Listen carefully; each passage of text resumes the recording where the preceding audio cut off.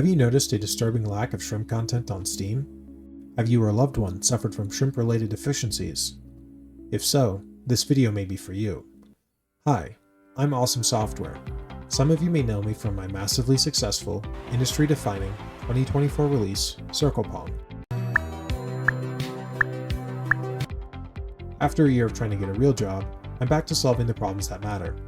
Welcome to Tycoon Dev Log 1, where I, like a trained monkey, will dance for algorithmic attention in the hopes of making a living in our late-stage capitalist hellscape. Let me introduce you to my game. This is our primordial soup, the first pre-alpha version. We have shrimp, and we have a tank. I made it so that the shrimp are more likely to swim horizontally, because I thought that would look good, and I think it's more accurate as to how shrimp actually move. Then, I built this grid placement system by mostly following this tutorial by 16-bit dev. You can place items, change them with number keys, and delete them with a left click. If you pretend all of the red squares get deleted every time, and that you can only place buildings on the floor, it's actually pretty good.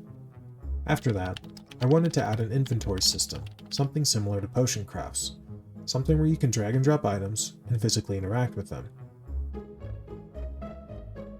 My first attempt was this, and as you can see, it works perfectly.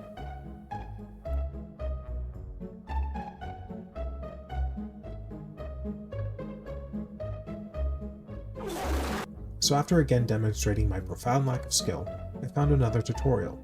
Hello everyone! In this tutorial, I'll be showing you to make a simple inventory system to get L4. It took about 2 weeks of following GWiz and building this over and over again until I ended up with this. The video itself doesn't take that long to finish. However, I was really struggling to understand the code and how it worked. But I'm glad I took the time to struggle with it, because by the end of the process, I was actually understanding what was going on. I was fixing bugs, adding features, and reading from the Godot reference material 90% on my own. Normally, I have to heavily rely on the internet to get anything done. So this was definitely a high point for me, and at this point, I now have 2 building placement systems, and I wasn't sure how I could integrate them, or that I even wanted to. So in my next version, I got rid of the key-based building, and I added a building placement area instead. I think this makes a lot more sense for what I'm going for. I also worked a lot on adding the scrolling functionality to the inventory system. Unfortunately, you can see I made some poor stylistic choices along the way. So after fixing my mistakes and adding this cool pixel art tank as a placeholder, I decided it was time to work on some lighting. About 15 minutes into trying to add a 3D light node into a 2D scene, it was obvious I needed to consult the Oracle. What I found was another gem. Hello everyone! In this video, we are going to take a look at how to work with lights. After following the first half of Cashuoldu's video, I had this.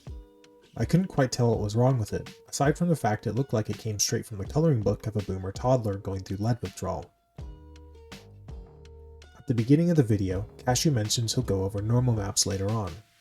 I didn't know what that was at the time, but I'm very glad I do now. My basic understanding is that they tell the light how to behave on each pixel.